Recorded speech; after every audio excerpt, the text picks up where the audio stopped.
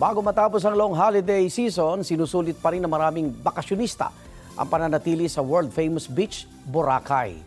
May unang balita si Kim Salinas ng GMA Regional TV. Kim?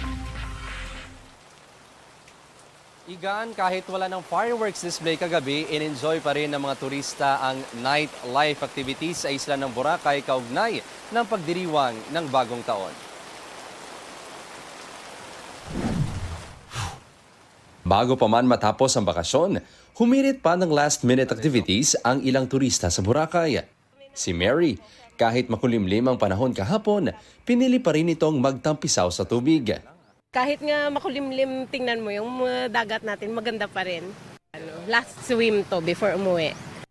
Inabutan ng news team ang pamilya ni Roderick na nagbabantay ng masasakyan papuntang Cagban Jetty Port.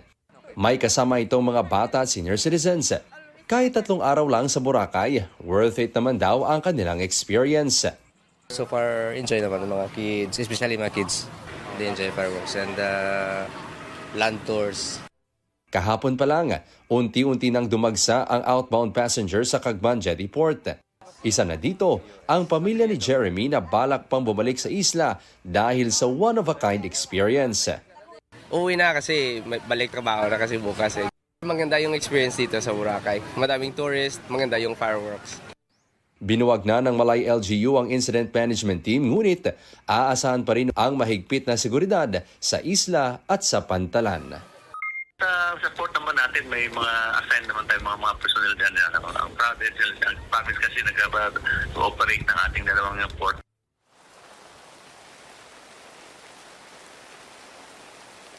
Igan, ayon sa Malay LGU, mula December 1 hanggang December 31, mahigit 227 ang naitalang inbound passengers.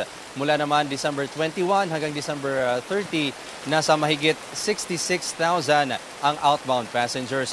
Inaasahang dadami pa ito ngayong araw dahil nga sa mga umuwi ng mga turista. Igan? Maraming salamat, Kim Salinas ng GMA Regional TV. Igan, mauna ka sa mga balita, mag-subscribe na sa GMA Integrated News sa YouTube para sa iba't ibang ulat sa ating bansa.